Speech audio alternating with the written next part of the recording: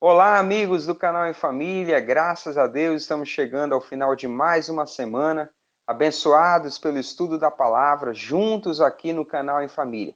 É muito bom ter a sua companhia aqui para juntos estudarmos a palavra de Deus. Hoje é quinta-feira, 25 de abril, e o título da nossa lição, Animados pela Esperança.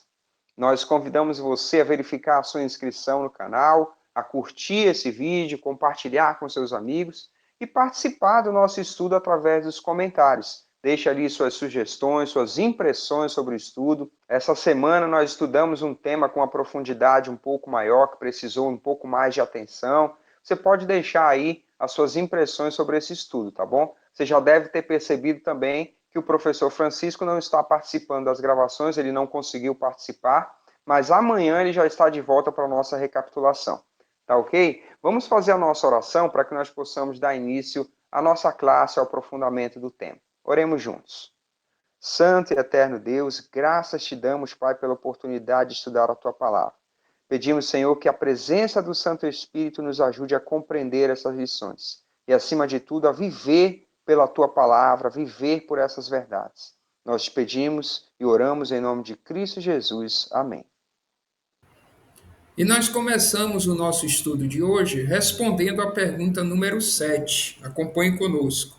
Leia Hebreus capítulo 2, versos 14 e 15, e faz a seguinte pergunta: como os crentes da Idade Média experimentaram a realidade do grande conflito? O Júnior vai ler para nós o texto de Hebreus capítulo 2, o verso 14. E aí nós vamos deixar a nossa sugestão de resposta. Então vamos fazer essa leitura juntos. Segundo a lição, a referência é Hebreus capítulo 2 e o versículo destacado é o versículo 14. Diz assim: Visto, pois, que os filhos têm participação comum de carne e sangue, também Jesus, igualmente, participou dessas coisas para que, por sua morte, destruísse aquele que tem o poder da morte, a saber, o diabo. Muito bem, então a nossa sugestão de resposta fica assim para a pergunta: como os crentes da Idade Média experimentaram a realidade do grande conflito? Assim como Jesus, enfrentaram perseguição e morte por sua lealdade à palavra de Deus. E o nosso estudo, Animados pela Esperança, já nos traz aqui no primeiro comentário do autor algumas perguntas que a própria lição vai responder. A primeira delas, o que encorajava os fiéis valdenses? Nós vimos o testemunho dos valdenses que foram fiéis à palavra de Deus. O que dava coragem aos reformadores? E a lição traz aqui o nome de alguns expoentes da reforma, né? Como Hus, Jerônimo, né? Nós vamos estudar mais à frente o nome de outros reformadores também. O que motivava eles a seguir em frente, mesmo enfrentando dificuldades, provações e até a morte? E a própria lição vai nos responder: a fé nas promessas de Deus. Nesse ponto, a lição traz para a gente aqui um texto que é muito lindo, de João 14, versículo 19, em que Jesus diz: Porque eu vivo, vocês também viverão. Então, essa promessa e todas as promessas de Cristo motivavam essas pessoas, né, animavam essas pessoas a superarem essas dificuldades, essas provações.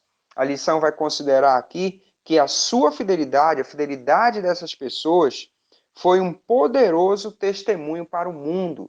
Então, através da fidelidade a Deus e da crença nas promessas que Cristo deixou, eles puderam testemunhar de sua fidelidade, incentivando outras pessoas a também serem fiéis. Um ponto que chama a atenção aqui também, né, Júnior, é que a lição traz aqui que eles olhavam além do presente, né, além daquela situação. Então, nós estudamos essa semana como era difícil a vida naquela época, né? A perseguição era forte, muito intensa, e muitos pagaram até com a própria vida. E as promessas de Deus é que fizeram com que essas pessoas se mantivessem fiéis, né? Perseverando na palavra de Deus. E diz aqui que eles olhavam além do presente, ou seja, a promessa da vida eterna era um combustível para eles, né? A própria ressurreição de Cristo, a partir do momento que eles tiveram o conhecimento dessa verdade, né? Que por Cristo ter ressuscitado, nós também temos a oportunidade da vida eterna, eles se apegavam nessas promessas. Muito bem, para dar continuidade ao nosso estudo, a lição traz a pergunta 8, que diz assim: leia João e a carta de 1 João, que garantias essas promessas lhe dão? Como elas nos ajudam nas provações? Tudo a ver aí com o tema que nós estamos estudando, né? Para deixar uma sugestão de resposta aqui, nós destacamos duas leituras do Evangelho de João, capítulo 5, o versículo 24. Alexandre vai fazer essa primeira leitura. Depois ele lê para a gente a carta de 1 João, capítulo 5 também, apenas o versículo 11.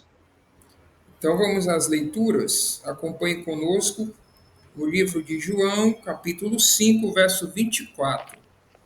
Eu leio assim: em verdade lhes digo, quem ouve a minha palavra e crê naquele que me enviou, tem a vida eterna. Não entra em juízo, mas passou da morte para a vida. O próximo texto é 1 João, né? 1 João, capítulo 5, verso 11. Nós lemos assim: E o testemunho é esse, que Deus nos deu a vida eterna, e esta vida está no seu Filho. Amém, né? Então é sempre importante a gente destacar aqui a necessidade de fazer a leitura completa. Nós, por questão de tempo aqui, destacamos essas duas leituras que vão nos ajudar a responder a pergunta da seguinte forma. A pergunta: quais são as garantias que essas promessas nos dão? Como elas nos ajudam nos momentos difíceis? Nós respondemos assim: a vitória sobre a morte e a garantia da vida eterna. E o nosso estudo deste dia se encerra aqui nos trazendo o testemunho de um outro reformador, o Hus, né? Você acompanhou aí, e ele escreveu aqui o seu testemunho através de uma carta. Ele estava preso, né? Por causa da sua fé e estava também com a sua sentença de morte decretada. E ele escreve uma carta a um amigo, né? Dizendo assim: escreva esta carta na prisão e com mãos algemadas, dizia um amigo, esperando a sentença de morte amanhã. Quando, com auxílio de Jesus Cristo, de novo nos encontrarmos na deliciosa paz da vida futura, você saberá como Deus se mostrou misericordioso para comigo. Então, aqui nós temos o testemunho desse homem, né? Nós vimos no início do nosso estudo que o que motivava essas pessoas era a fé nas promessas de Deus.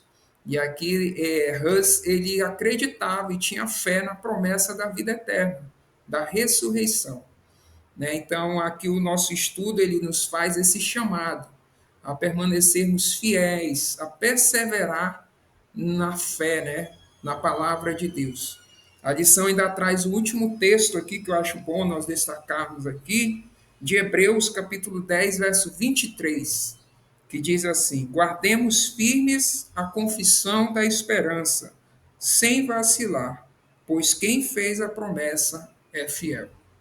Que nós possamos nos apegar a essa esperança, a essas promessas, porque Deus é fiel e vai cumprir.